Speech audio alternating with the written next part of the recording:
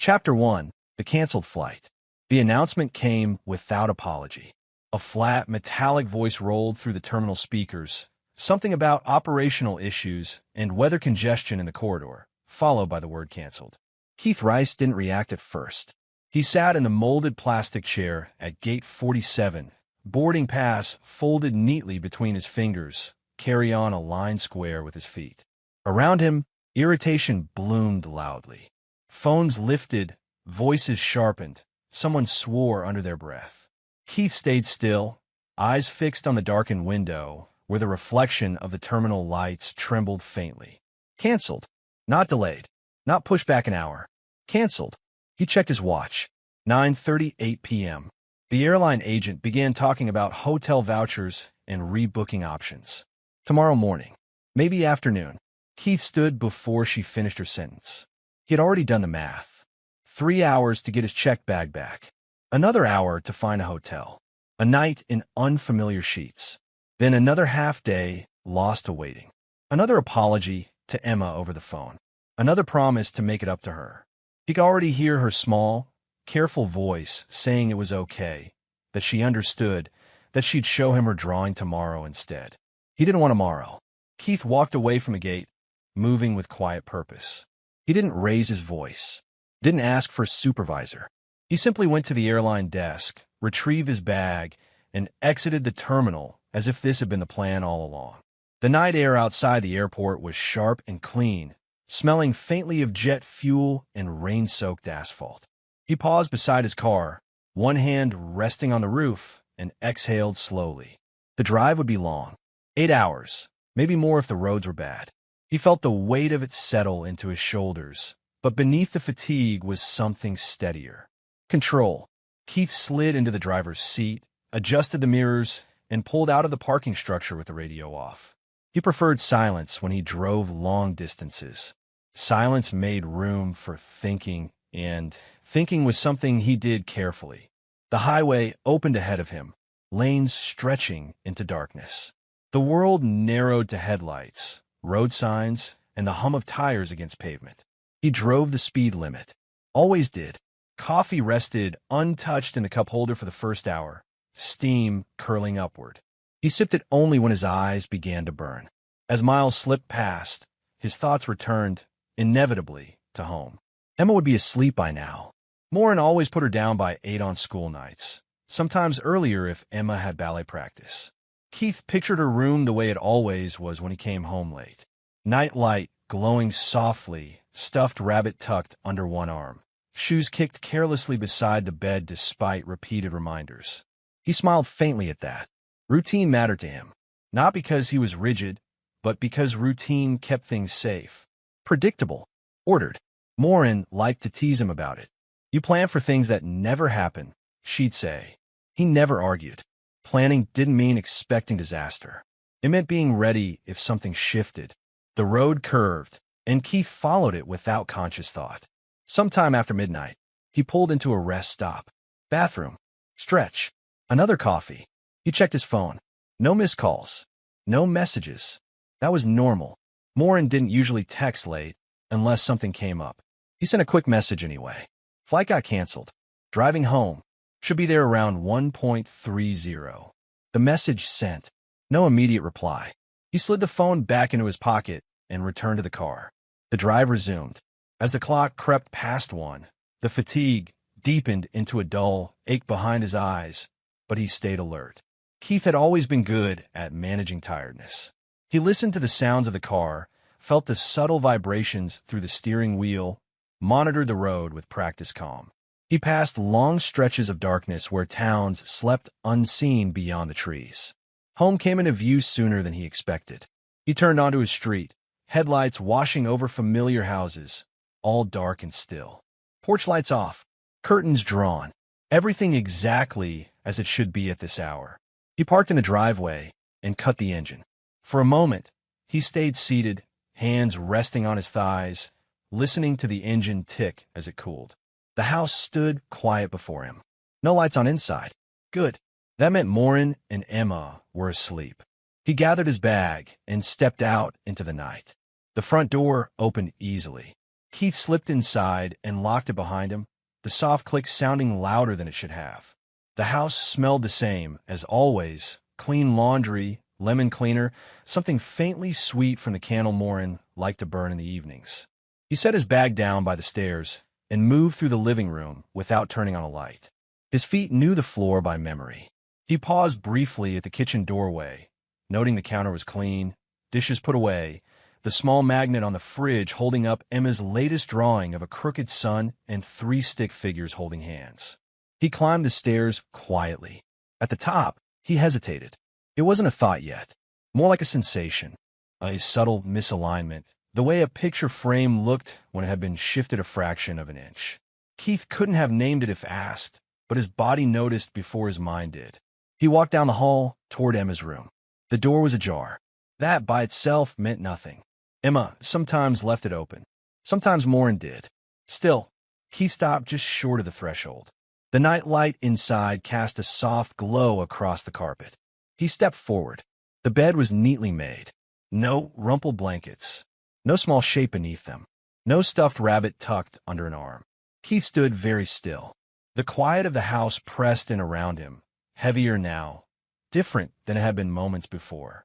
Something was wrong, and that was where the night truly began. Chapter 2, The Empty Room. Keith stood in the doorway longer than he meant to. Emma's room looked paused rather than lived in, as if someone had pressed a button and stepped away. The night light glowed amber against the wall, illuminating the tidy spread of her blanket, corners tucked with Morin's precise hands. Keith crossed the room slowly, his steps careful, as though noise might disturb something fragile. He placed 2 fingers on the bedspread. Cold. He lifted the blanket anyway, then the sheet beneath it, performing the motion with deliberate calm, even as his chest tightened. Nothing. No warmth. No small, sleeping weight. His eyes moved next, trained, systematic. Backpack hooked by the door. Empty. Shoes usually kicked beneath the desk. Gone. The pink sneakers Emma insisted were faster than any other shoes she owned were not there. Neither were the rain boots she wore even when it wasn't raining. Keith straightened. This wasn't a late-night bathroom trip. This wasn't a nightmare, sending her padding down the hall to climb into her parents' bed. This was absence. He backed out of the room and closed the door gently, as if Emma might be asleep somewhere else, and he didn't want to wake her. The thought felt absurd even as it formed. Morin, he called softly. No answer. He walked down the hall toward the master bedroom. The door was closed. He knocked once, then opened it. Morin lay on her side, facing away from him, hair spread across the pillow. She stirred as the light from the hallway cut across the room. "What time is it?" she murmured. "I'm home," Keith said. She rolled on her back, blinking. "I thought you weren't getting in until tomorrow." Flight was canceled. She nodded once, eyes already drifting shut again. "Okay, where's Emma?" The question landed heavier than he intended. Morin's eyes opened fully this time. "She's at Grandma's," she said. The words came too quickly. "I told you." Keith waited. "When?" "I texted you," Morin added. "This afternoon." "I didn't get a text." She sighed, pushing herself upright. "Keith, I sent it. You must have missed it." "I checked," he said evenly. "There's nothing there." Morin reached for her phone on the nightstand, tapping the screen with quick, irritated motions. "I don't know what to tell you. I sent it." "What time did you send her?" "After dinner. Around 7. "Why?" "Because she wanted to go," Morin said, a note of defensiveness creeping in. "She's been asking all week. Mom wanted to see her." Keith nodded once, slowly. "And you didn't think to call me?" "I did text you." He didn't raise his voice. He never did when he was trying to understand something. "We don't send her out on school nights without talking first." Morin folded her arms. "It's one night. It's a Monday. She doesn't have anything tomorrow. She has school. She'll be fine," Morin snapped. "You're making this into something it isn't." Keith studied her face. There were no tears, no worry, only irritation, like he'd woken her for no good reason. "Which grandma?" he asked. Morin hesitated just for a beat. "My mom." Keith felt something tighten further. "I'm going to check." "Check what?" "I'm calling my mother." Morin scoffed. "Why would you?" Keith was already dialing. The phone rang twice before his mother answered, her voice thick with sleep. "Keith?" Is everything okay? Did Emma stay with you tonight? A pause. Confusion. No, sweetheart. Why would she? That's all. Go back to sleep. He ended the call and looked at Morin. Her mouth opened, then closed. I'm in my parents', she said. I thought that was obvious. It wasn't. You know what I meant. Keith's voice remained calm, but something cold was forming beneath it. You said, Grandma. We have too. Morin rubbed her temples. Jesus, Keith. It's late. You're tired. She's fine. Why didn't you tell me which one? Because it doesn't matter. It matters to me. Morin swung her legs out of bed. You're being paranoid. The word hung between them. Keith glanced down the hallway, toward Emma's room. Paranoid would be assuming something bad without checking. Then stop checking, Morin said sharply. She's with my parents. They've watched her 100 times. When was the last time they had her overnight? Morin stood, pulling on a robe. I don't keep a log. Answer the question. She met his eyes then, irritation hardening into something else he couldn't quite name. Why are you interrogating me? I'm asking where our daughter is. She's safe, Morin said. You need to let this go. Keith took out his phone again. I'm calling your mother. Morin's hand shot out, stopping him. Don't. Why not? She's asleep. So were you. That's different. He waited. Morin didn't move her hand. Move, Keith said quietly.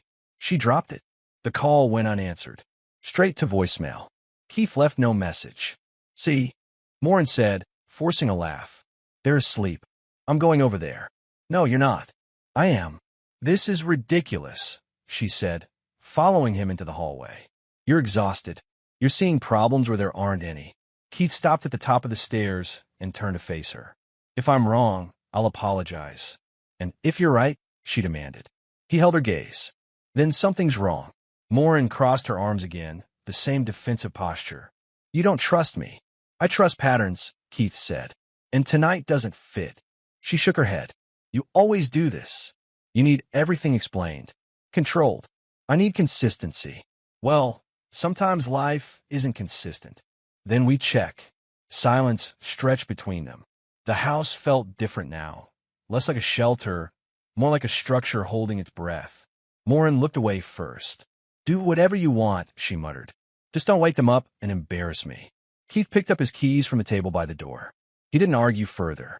There was nothing left to say that would clarify what words hadn't already twisted.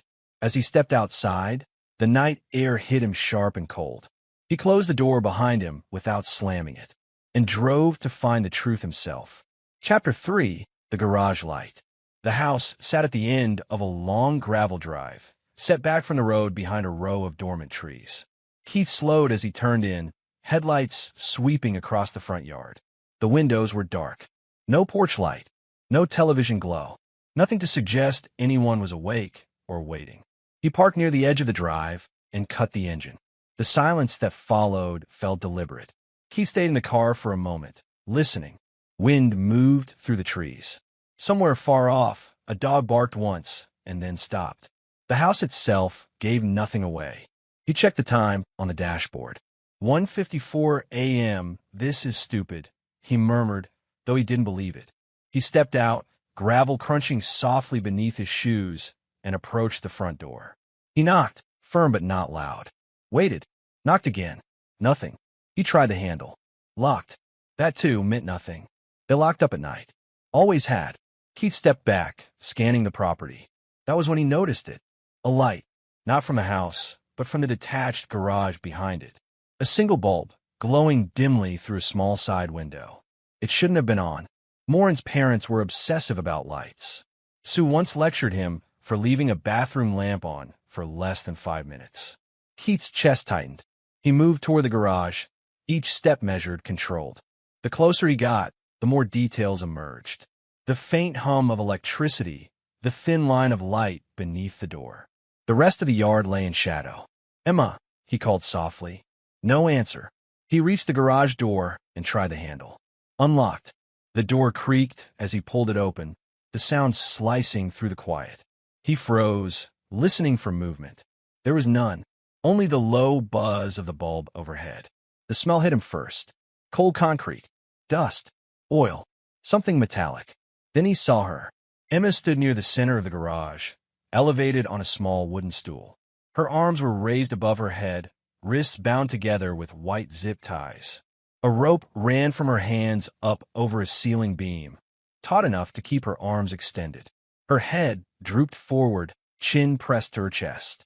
Her legs trembled visibly, knees locked, toes curled over the edge of the stool, as if she were afraid to move. "Emma," Keith said again, this time louder. Her head lifted slowly. "Daddy."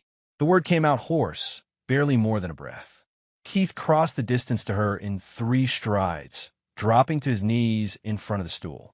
His hands shook as he took in the details, the raw redness around her wrists, the stiffness in her fingers, the way her shoulders quivered with effort. "How long?"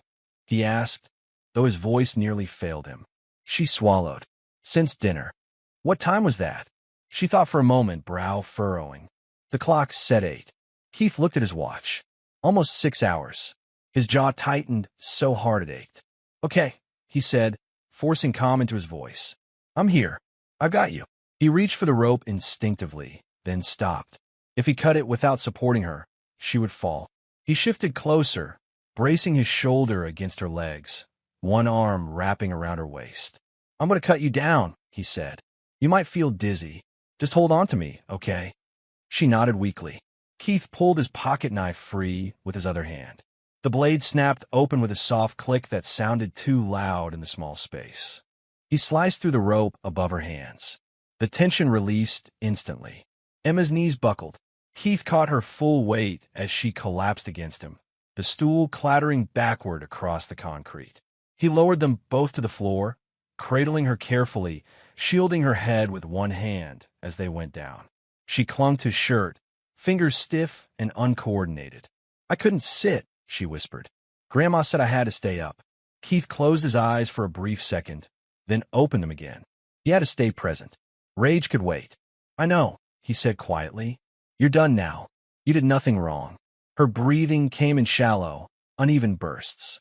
He felt the tremors running through her body, the way her muscles refused to relax even now. He worked quickly, cutting through the zip ties at her wrists.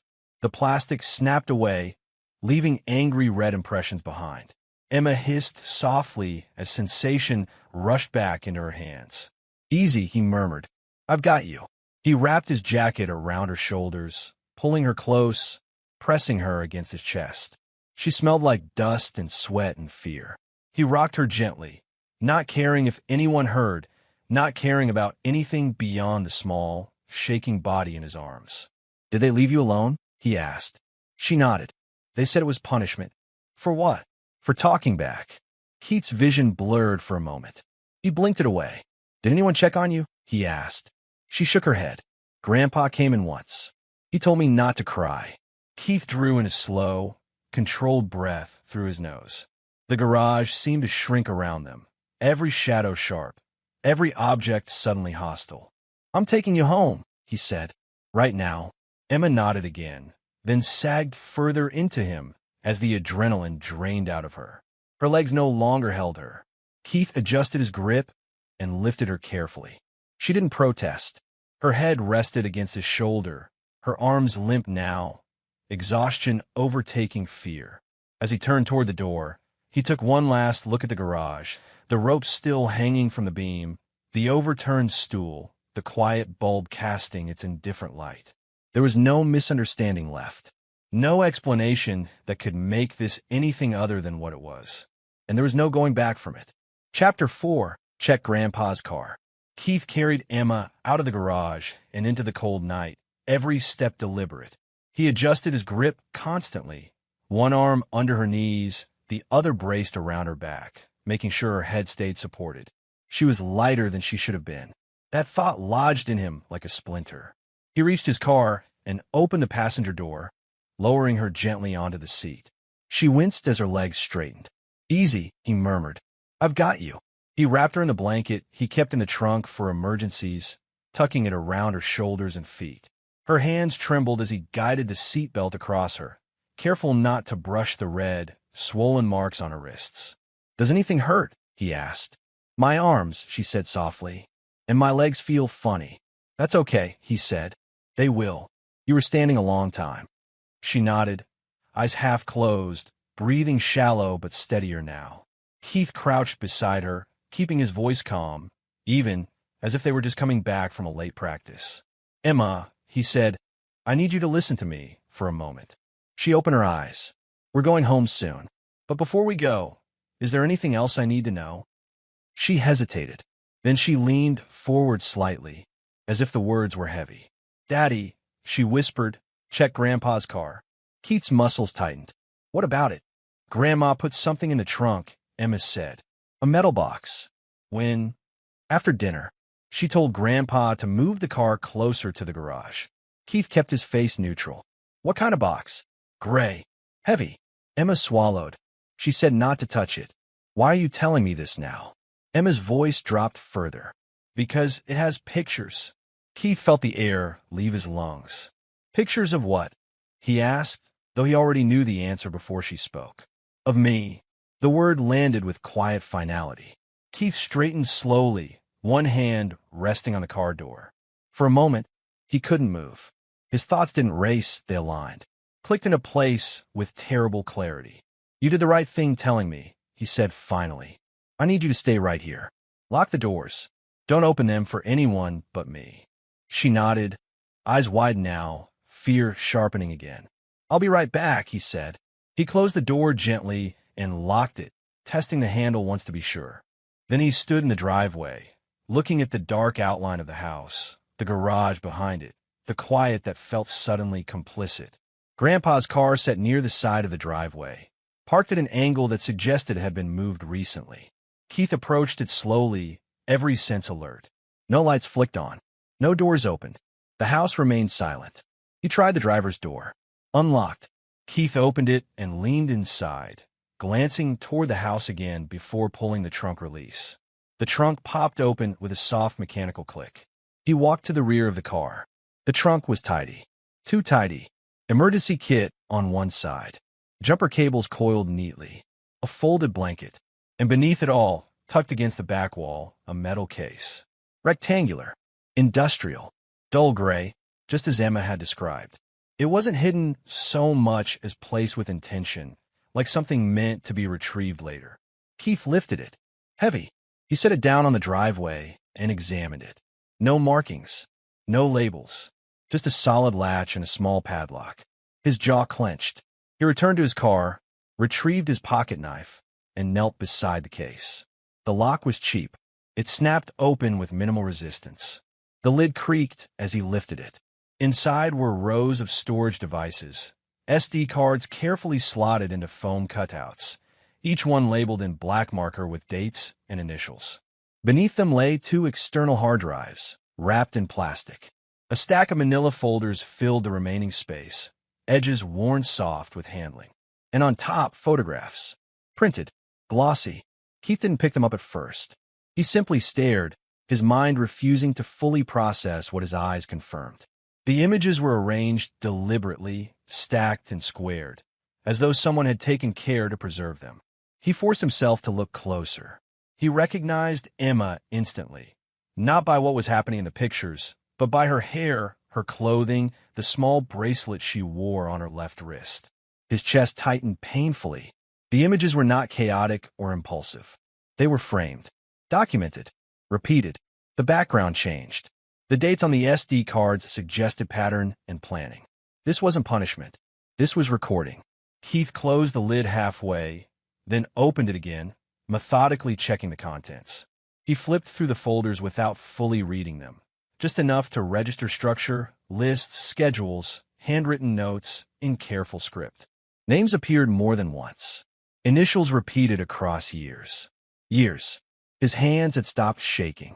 Something colder had taken over. He repacked the photographs carefully, placing them back exactly as he'd found them. He closed the lid and secured it, slipping the broken lock into his pocket. Then he stood, case in hand, and looked once more at the house. Everything he believed about this place, about Sunday dinners, forced smiles, casual trust, collapsed under the weight of the metal box in his grip. He carried the case back to his car, opened the trunk, and set it inside. He closed it gently, as if sound itself might alert the night. When he returned to the passenger door, Emma was watching him through the glass. You checked, she said. Yes, Keith replied. He opened the door and knelt beside her again. You were very brave. Her shoulders slumped slightly, relief mixing with exhaustion. Is it bad? Keith didn't lie. It's serious, he said, but it's not your fault. None of it. She nodded, leaning back into the seat. Keith closed the door and walked around to the driver's side. As he got in, he took one last look at the property, the dark windows, the quiet driveway, the garage light still glowing faintly in the distance. The night no longer felt confusing. It felt organized. And that was worse. Chapter 5, The House That Raised Them. Keith had one hand on the driver's door when he heard footsteps behind him. They were deliberate, unhurried, the sound of someone who believed he still had authority. Gravel crunched, slow and steady. You don't leave, Grandpa said. Not with my granddaughter. Keith turned. Grandpa stood near the rear of the car, robe belted tight, jaw set. He looked smaller in the open night than he ever had at the dinner table. But there was no confusion in his eyes, only anger sharpened by fear. She's my daughter, Keith replied. Grandpa scoffed. You married into this family. You don't get to rewrite it. Keith took a step to keep distance between them and the passenger door. Move away from the car. Open the trunk, Grandpa said. Now. Keith didn't move. Grandpa advanced, hand lifting as if to grab him. Keith reacted without thought, pivoting, catching the wrist, twisting just enough to redirect. Grandpa stumbled, surprise flashing across his face. He recovered fast, swinging clumsily. Keith blocked the blow, absorbing it on his forearm. Pain flared, then dulled. He stepped in close, shoulder driving into Grandpa's chest, forcing him back against the quarter panel. Metal dented softly. Stop, Keith said. Not loud. Certain. Grandpa strained, breath hitching. You think you're some hero? I think you don't touch her again. Keith released him and stepped back, hands open. Grandpa leaned on the car, gasping, pride wounded more than anything else. Get away from my family, Grandpa growled. Keith glanced toward the house. A porch light flicked on. Grandma stood in the doorway, silhouetted, robe hanging loose. She took in the scene, the men, the car, Emma watching from inside, and frowned as if annoyed by a mess left unattended. What is this? She asked. He's stealing, Grandpa said, taking things that aren't his. Grandma's eyes slid to Keith, then to the trunk. Something like recognition passed over her face. Oh, she said. Keith's voice was steady. You put the box in the car. Grandma descended the steps slowly. I told you not to open it, she said, as if he'd disobeyed a house rule. You tie my daughter up, Keith said. For hours. She was punished, Grandma replied. Children need consequences. Keith felt his pulse slow, sharpen, standing on a stool with her hands tied to the ceiling. Grandma shrugged. Morin stood longer. The name cut clean. Keith swallowed. You did this to her. Grandma met his gaze. She turned out fine. Did she? Keith asked. Grandpa straightened, finding his voice. This is family business. Family business doesn't involve ropes and cameras, Keith said. Grandma's expression tightened. You don't know what's in that case. I know enough, Keith said. And so does Morin. Grandma exhaled a tired sound. Of course she knows. Keith closed his eyes for a brief moment. When he opened them, the night looked different, sharper edges, fewer illusions. How long? He asked. Since she was little, Grandma said. It's how we were raised. And you thought it was acceptable to raise her child the same way. Grandma's chin lifted. We taught her to endure. Keith shook his head. You taught her to normalize it. Grandpa stepped forward again, anger flaring. You walk away with that box, and you destroy lives. Keith met his eyes. You already did. Emma shifted inside the car. Keith moved instinctively to block Grandpa's line of sight to her. Grandma watched the movement and sighed. She'll forget, she said. They always do. Keith felt something settle inside him, cold, permanent. I won't. Grandpa took another step. Keith didn't wait. He opened the driver's door, slid in, and started the engine. The headlights washed over the driveway, over the house that had once felt like part of his life. Grandpa shouted something he didn't hear. Grandma grabbed his arm, holding him back. They stood together, framed by the porch light, faces hard and familiar and utterly foreign. Keith pulled away. The road accepted him without resistance. Emma leaned her head against the window, blanket tucked to her chin. "Daddy," she asked softly. "I'm here," he said. He drove on, the weight of the metal case in the trunk pressing into his awareness. Not just evidence, but confirmation. The house behind them shrank into darkness, taking with it every assumption he'd made about his marriage, his wife's past, and the family he thought he knew. By the time the road curved and the house disappeared completely, Keith understood that nothing from before could be trusted again. Everything had collapsed, and he was already past the point of turning back. Chapter 6: Paper Trails and Wounds. The emergency room lights were too bright for the hour. Keith sat rigid in a molded plastic chair beside Emma's bed, his jacket folded beneath her feet, his phone face down in his lap. Emma lay on her side, blanket tucked around her shoulders, eyes half-lidded as a nurse adjusted the cuff around her arm. "Deep breath, sweetheart," the nurse said gently. Emma obeyed. The cuff tightened. She winced but didn't cry. Keith watched everything.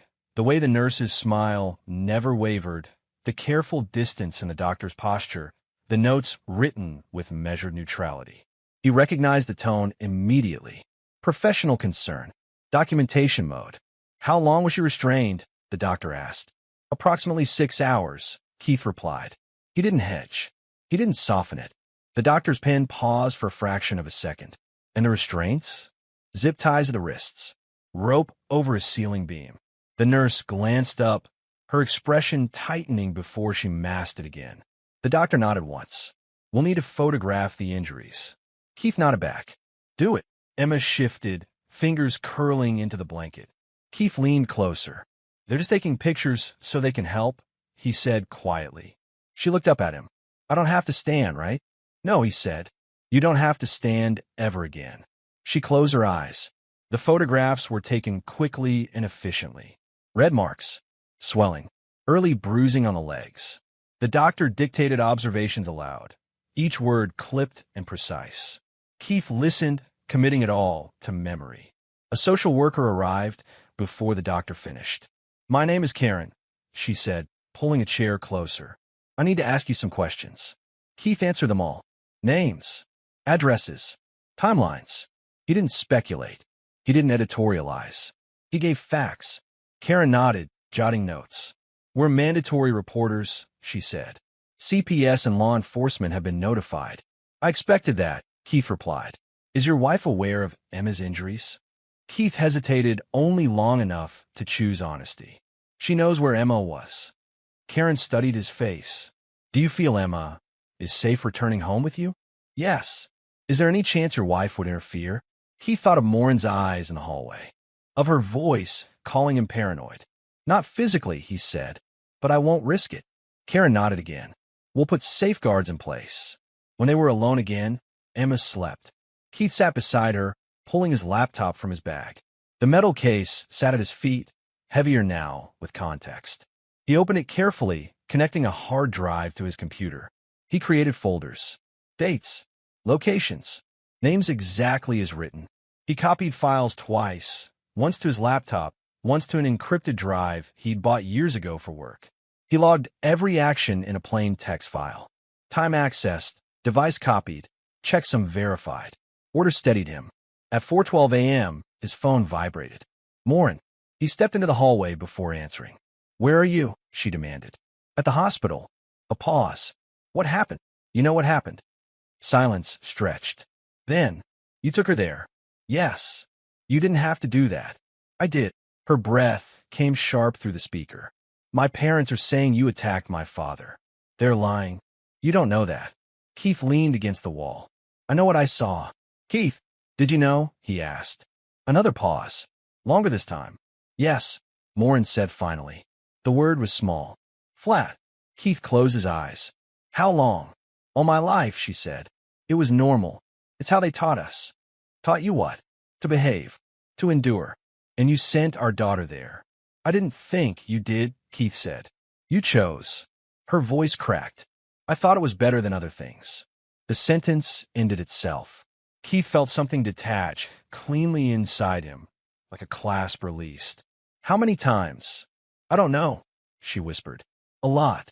Enough, Keith said. You're not taking her from me. I already did. This is my family.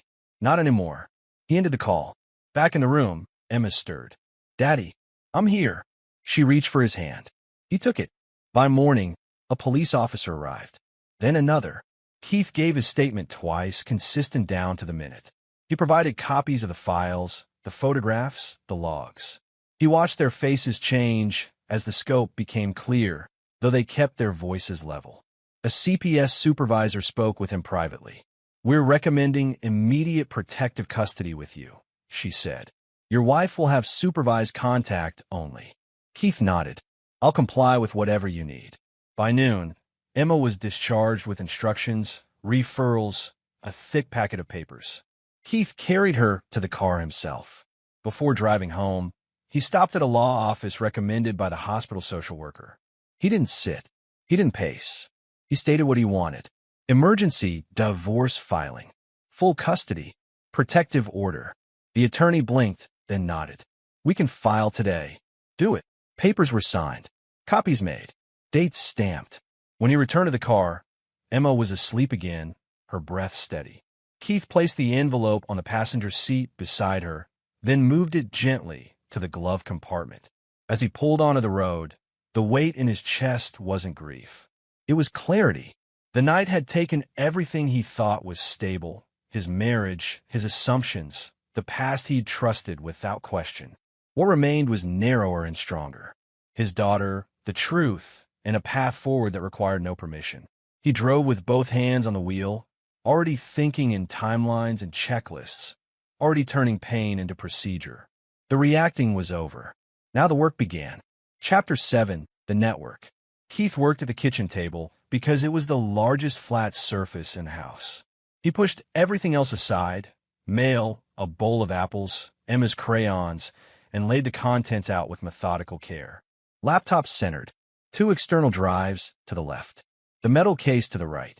A legal pad sat open at the top of the table, a pen placed precisely along its spine.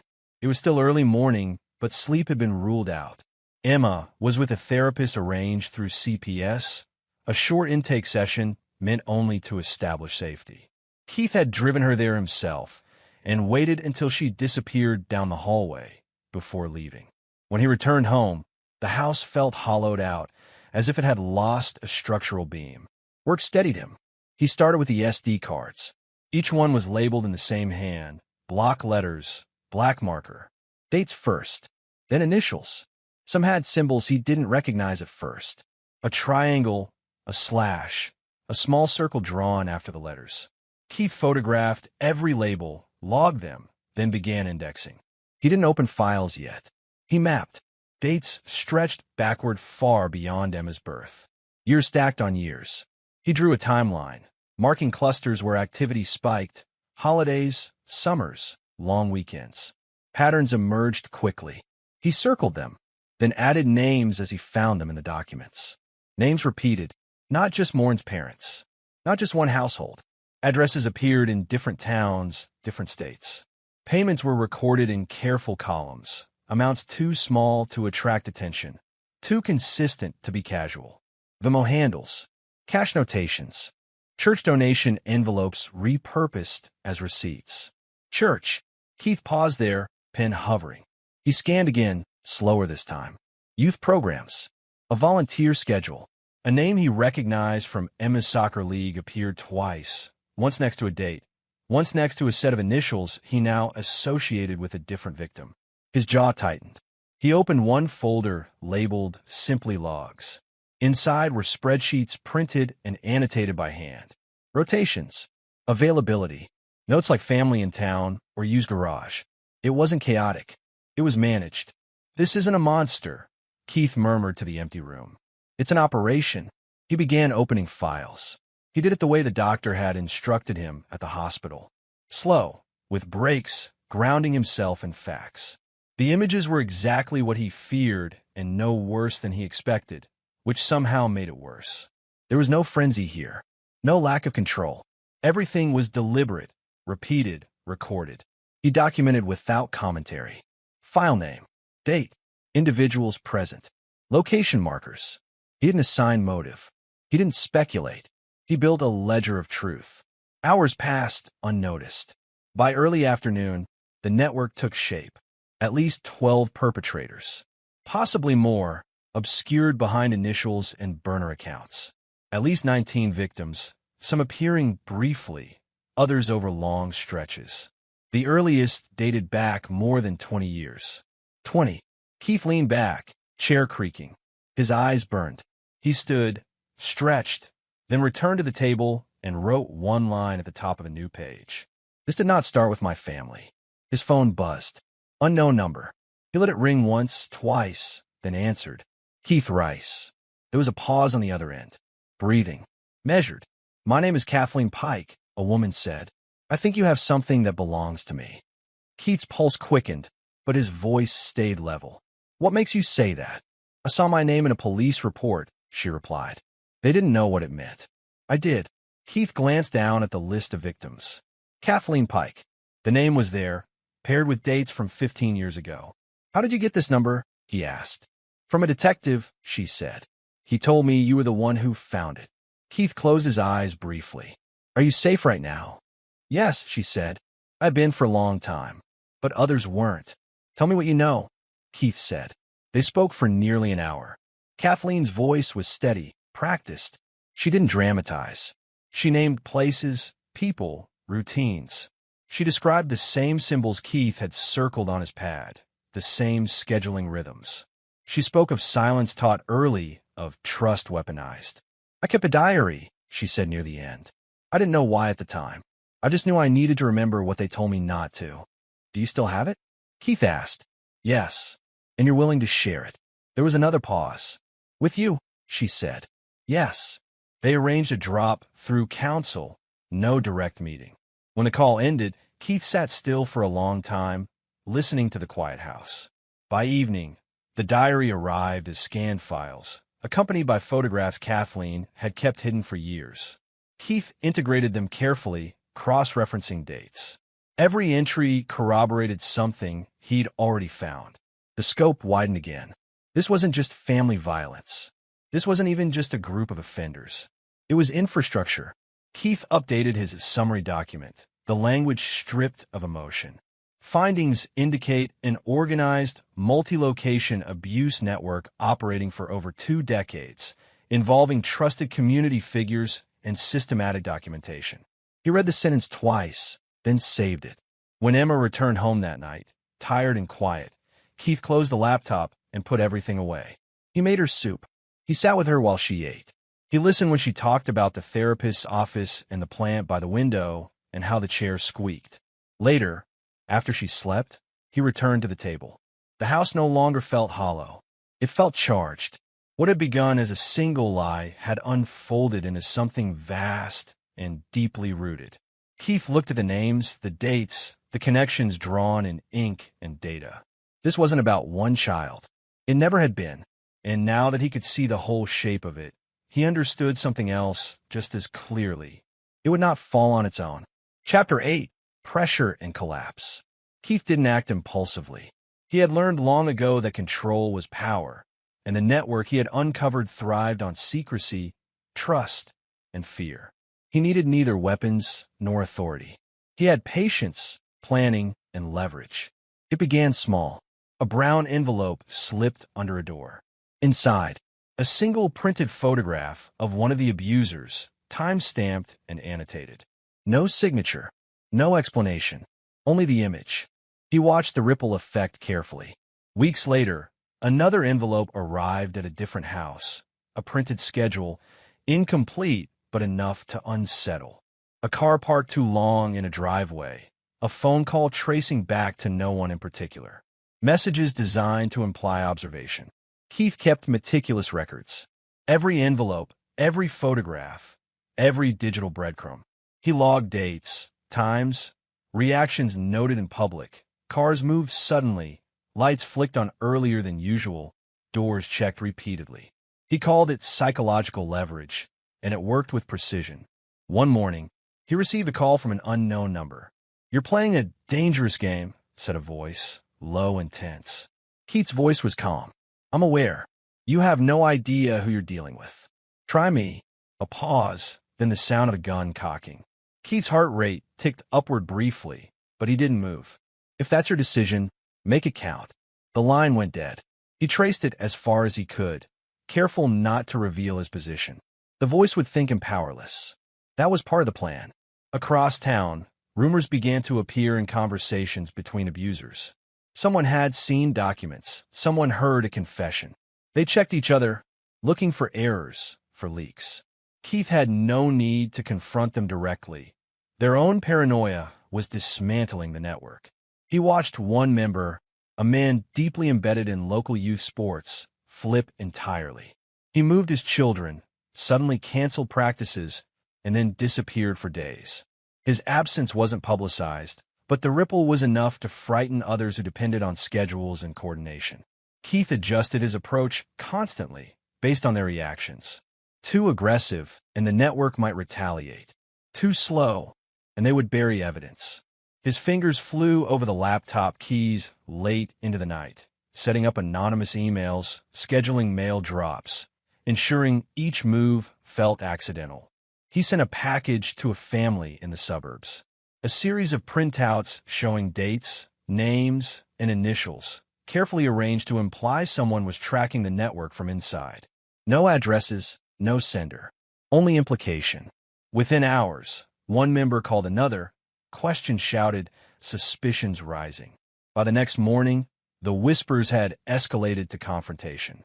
Keith watched carefully as members began turning on each other. Accusations arose over small errors.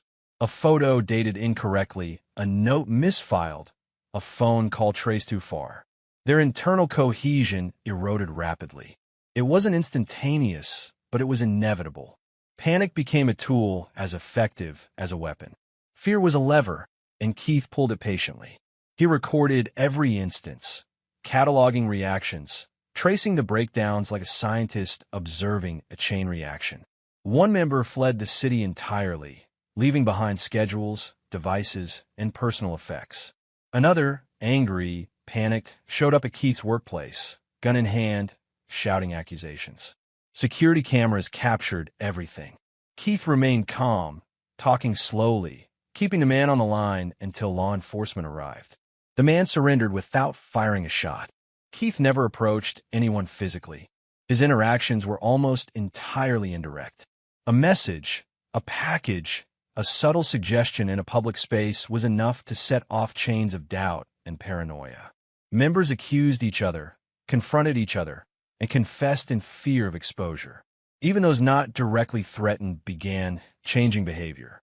Meetings were canceled. Payments went unpaid. Communications ceased. The network shrank within itself, a self-inflicted collapse. Through it all, Keith maintained the ledger. Each envelope, each interaction, each reaction was logged in detail. Names, dates, locations, methods, and outcomes meticulously recorded. He built a timeline showing cause and effect, how each anonymous pressure point led to breakdowns within network. By the end of the month, what had been a tightly coordinated group functioning over decades had begun to fracture. Trust dissolved. Coordination failed. Individuals became isolated and paranoid. The psychological dominoes fell with frightening regularity. Keith knew that law enforcement had only begun to scratch the surface of what he had uncovered. But by destabilizing the network first, he ensured that evidence would be preserved, witnesses would emerge, and confessions would surface naturally. He sat back one night, laptop open, fingers tracing the lines he had drawn between people, dates, and actions. The names, initials, and locations formed a lattice of exposure. The network's collapse was evident. One house empty, one member hiding, another begging for legal counsel, another calling law enforcement under anonymous pretense. Keith's hands didn't shake. His face didn't betray the intensity of what he had orchestrated. Every move had been deliberate, every pressure point calculated. He felt satisfaction, but it was tempered by the knowledge that this was only the beginning. He thought of Emma, asleep in her room, safe for now. She had no idea of the scale, of the meticulous unraveling he was controlling from behind the scenes. She didn't need to. His job was to protect, to dismantle, and to preserve evidence for those who could prosecute. Even his subtle victories, emails unanswered, phones dropped, schedules misfiled, felt significant. The network could no longer operate as it had. Suspicion had become the binding agent between them, stronger than any loyalty they once felt. Keith prepared for the next steps methodically. Each package, each email, each indirect confrontation was mapped in a schedule. He calculated timing down to the hour, ensuring every move would maximize pressure without triggering outright violence against his daughter or himself. By the time the sun rose, the network was a fractured shell of itself. Members no longer coordinated, no longer trusted. Confessions had begun to surface indirectly. Neighbors had overheard arguments, coworkers had reported sudden disappearances, and phone calls suggested admissions made under duress. Keith allowed himself a brief pause. He leaned back in his chair, reviewing his notes. Every domino had fallen exactly as he had planned. The chaos he had sown was silent, almost invisible to outsiders, but complete. He didn't celebrate. There was no room for celebration. The work was not finished, but the critical first step, turning fear and precision into an instrument of collapse, had succeeded. He glanced toward Emma's room. The quiet was a fragile shield against the darkness of what he was dismantling. Keith understood the gravity. This network could have gone unnoticed forever if not for his intervention. And even now, the consequences would ripple far beyond what he could predict. He returned to the ledger, adding one final note for the night. Network destabilized. Confessions emerging. One member fled. One armed threat neutralized. Paranoia achieved. Operational collapse underway. Keith closed the laptop. The night outside was still, the house settled. But the world he had shaken was shifting. And in the quiet, he allowed himself one thought. Control, patience, precision, justice could be surgical if wielded correctly. The network was crumbling, and he had done it without firing a shot. The ripple effect had begun. Confessions, whispers, paranoia. The structure of decades was unraveling. And that was enough to ensure that the law, when it intervened, would arrive at a foundation already cracking. Chapter 9, The Reckoning. Keith didn't sleep the night he made the call. Not because of fear, not because of uncertainty, but because he needed to make sure every piece of evidence, every file, every photograph and document was accounted for. The metal case sat open on the kitchen table, its contents meticulously organized, double-checked, cross-referenced against his digital ledger. Every SD card labeled. Every hard drive verified with checksums. Every folder numbered and logged. By dawn, he was ready. The call to the FBI was precise. Special Agent Harris? Keith's voice was calm, controlled. I have material evidence of a multi-state child abuse network. Organized. Systematic. Immediate intervention required. There was a pause. Then, a voice, clipped and professional. Mr. Rice, we'll need specifics. Location, contents, chain of custody. Keith outlined everything. Locations of the original materials, dates, names, connections. He explained the steps he had taken to preserve the evidence, including the copies he had maintained in encrypted storage. He described the psychological destabilization he had orchestrated against the network, ensuring its members could no longer hide or coordinate. Understand your methods, the agent said finally. Given the circumstances, we'll take custody. You need to come in and provide full testimony. And Mr. Rice, you'll need legal counsel. Keith paused only long enough to say, I'm aware. I've consulted already. He arranged for the FBI to take possession the next morning. Agents arrived in unmarked vehicles, several SUVs pulling into his driveway. Keith met them at the door, guiding them to the case. He didn't open it again.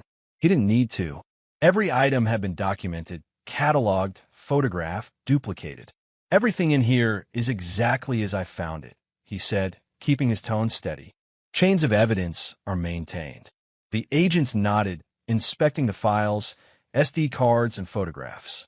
Keith observed silently. He was neither triumphant nor relieved.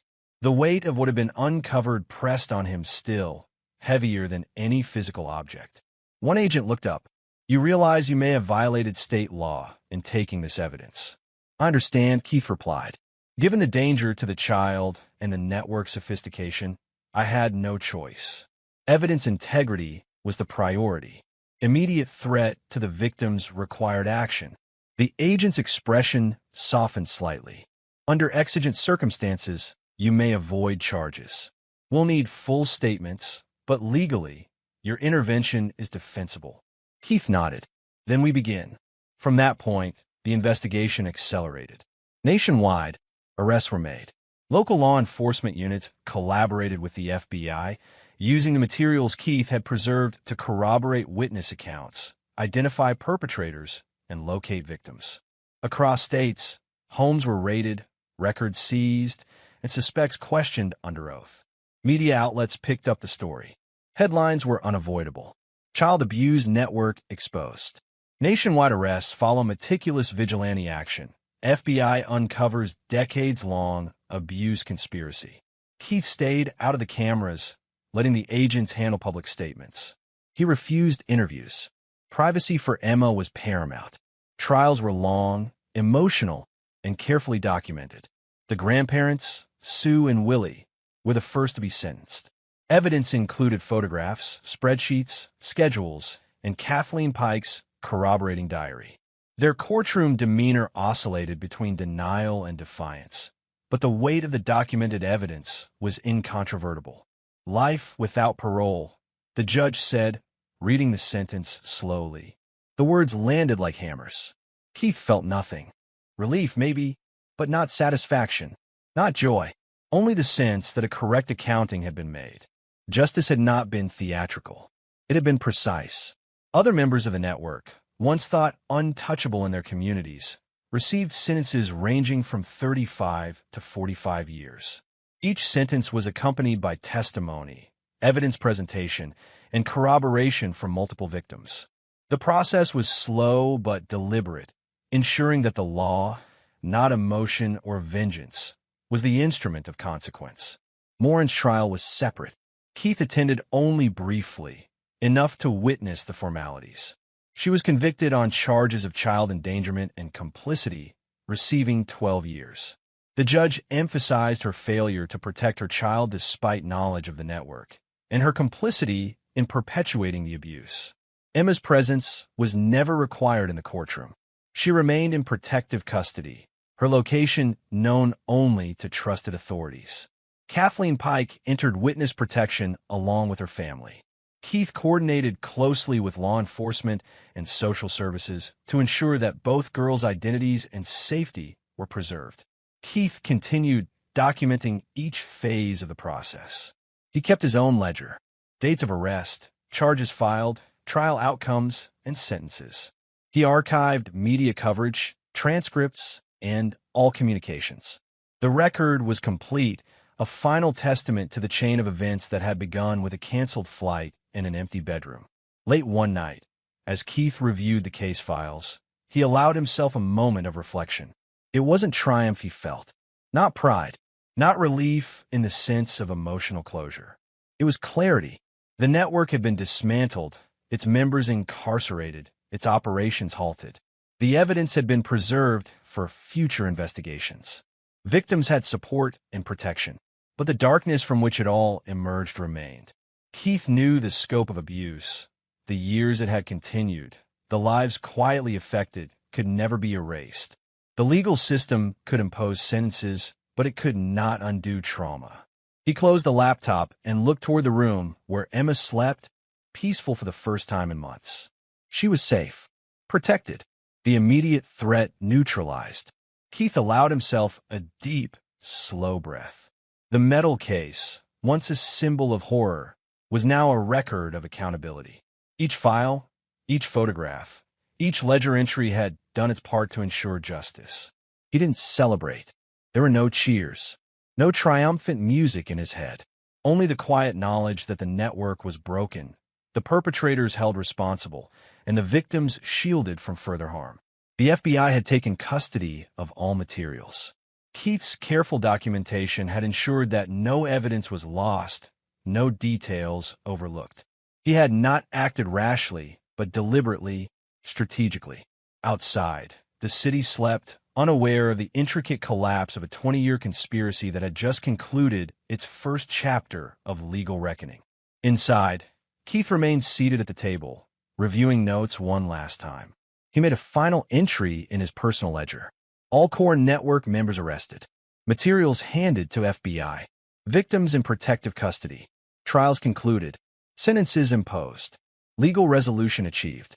He closed the notebook and leaned back in his chair. The case was no longer his to manage. He had done his part, precise, controlled, and meticulous. The law would now carry the weight of consequence. And somewhere in the quiet of that night, he felt the faintest exhale of relief, not triumph, not victory, but the recognition that the structure of justice, however imperfect, had been executed. Emma and Kathleen were safe. The network was dismantled. The trials were complete. The reckoning, in all its grim clarity, had arrived. Chapter 10, What Remains? The first morning in their new home was quiet in a way Keith hadn't realized he missed. The sun filtered through light gray curtains, falling across the hardwood floor in neat lines. Emma lay under her comforter, curled like a small bird, breathing evenly. Keith sat in the recliner nearby, coffee steaming in a chipped mug, his laptop open but untouched. For the first time in weeks, he felt no pressing obligation beyond watching her breathe. "Morning, Dad," Emma murmured, still half asleep. "Morning," Keith replied softly. "Sleep well?" She nodded. "The bed doesn't squeak like the old one." Keith smiled faintly. He reached out, brushing a loose strand of hair from her face. "Good. That's progress." Breakfast was slow and quiet. Emma picked at her eggs, asked about school only briefly, and mostly listened as Keith recounted mundane things: weather, the route to her new school, the way the bus would stop near the park. Nothing about the past. Nothing about the case. She didn't need it. Not yet. After breakfast, Keith drove her to her first therapy session at the new clinic. The building was modern but welcoming, a soft palette of greens and blues on the walls. A receptionist greeted them warmly, asking nothing beyond names and appointments. "Are you nervous?" Keith asked as they sat in the waiting area. "A little," Emma admitted, "but I think I'll like it here." "That's good. You'll get to tell someone all the stuff you need to, and they'll help make it less heavy," Keith said. She nodded again, small but determined. Keith's chest tightened. The weight of the last months, the garage, the ropes, the lies, the betrayal hadn't disappeared. It wouldn't. But here, she could begin to rebuild herself, and he could begin to rebuild the pieces of life that had once felt irreparably broken. Once the session started, Keith left quietly. He walked outside, inhaling deeply. The neighborhood was quiet. A few cars, a dog barking in the distance, the hum of a city waking up but not demanding attention. He glanced at his phone. No calls from old contacts. No new threats. Only a message from the FBI confirming that the final materials had been logged and archived. The network was gone. The court orders were in place. Morin had no custody rights. Keith allowed himself a moment. Relief. Not victory. Not triumph. Just a moment. Back home, he began the slow work of unpacking, organizing, and creating a sense of normalcy. Clothes hung in closets, dishes arranged neatly, boxes of Emma's belongings sorted into bins labeled with markers. He moved carefully, methodical as always, aware that each action was a building block in a life that had to feel safe, solid, and predictable. In the evenings, he and Emma ate together, talked about school, drew small sketches, played board games.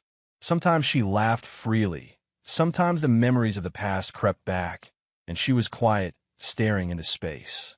Keith learned to sit beside her without pushing, letting her grief and fear have space while silently assuring her she was safe. Weeks passed. Keith contacted the school, established new routines, met Emma's teachers. He volunteered for a few after-school activities, not to control them, but to observe, to protect.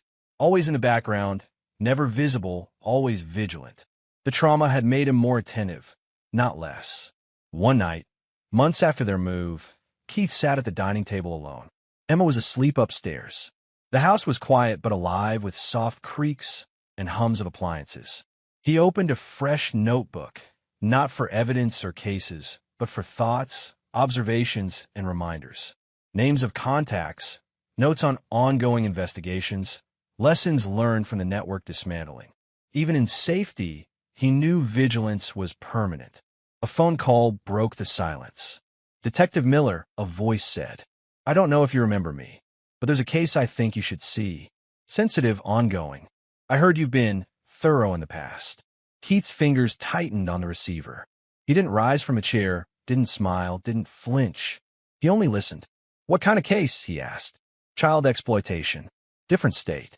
But the patterns, it reminded me of what you uncovered before. We could use your insight." Keith nodded slowly, though the detective couldn't see him. "Send the files. I'll review them. That's all I ask. We don't want to alert anyone prematurely." Keith hung up, staring at the wall. The quiet house felt heavier now, not with fear, but with responsibility. He realized then that protection was not a phase, not a temporary duty. It was a calling, permanent and personal. He walked upstairs to Emma's room. She was asleep, her chest rising and falling evenly, small hands tucked beneath her chin. He brushed back her hair, kissed her forehead gently, and whispered, "I've got you. Always." Downstairs, he returned to the table, notebook open. The new case waited in digital form on his laptop, files encrypted and ready for analysis. He began to read, meticulously, methodically. Patterns emerged, as they always did. Connections, schedules, anomalies. Keith's mind had sharpened from the months of unraveling the prior network. His expertise was precise, unemotional, surgical. Even as he worked, the city outside began its nocturnal rhythms. Traffic, sirens, distant voices. The life of the world went on, unaware of the small battles being fought in quiet houses, behind closed doors, in the careful logging of facts and patterns. Keith paused for a moment, looking at the lines of code, the spreadsheets, the cross-reference dates. This wasn't vengeance. This wasn't spectacle. This was prevention. Protection. He closed the laptop briefly, took a deep breath, and exhaled slowly. Emma would wake in the morning. She would eat breakfast. She would go to school. And somewhere in the shadows, Keith would continue the work of keeping her safe, keeping others safe, making sure the dark patterns he had seen could never expand unchecked again. The past was heavy, but the present was manageable. The future was uncertain, but for the first time in a long time, he felt prepared to meet it. He glanced at the notebook on the table. At the bottom of the page, he wrote in neat block letters, "Protection is permanent. Vigilance never ends." Keith closed the notebook. He turned off the light, leaving the lamp by the table glowing faintly. Outside, the neighborhood was silent, but his mind was alert. Patterns, schedules, names, connections, he cataloged them in his mind as he walked to the window. In that quiet, he allowed himself a faint, measured hope. Emma was healing. Kathleen and other victims were protected. The network had been dismantled. Justice had been executed. And yet, he knew that darkness never rested. The vigilance, the watchfulness, the responsibility that would remain with him forever. The house was quiet. The city was quiet. But Keith knew better. Quiet was only temporary. The fight, the protection, the vigilance, those were permanent. He returned to his chair, notebook beside him, eyes focused on the files waiting in the laptop. The world outside moved on. He moved with it, vigilant, methodical, unwavering. The chapter may have ended for Emma, but for Keith, the work of safeguarding those who could not protect themselves had just become a permanent calling. And in the quiet, he accepted it fully. The story of what had happened, what had been exposed, and what had been dismantled, those events would fade from the headlines. But the responsibility, the vigilance, and the protection, those remained. Always.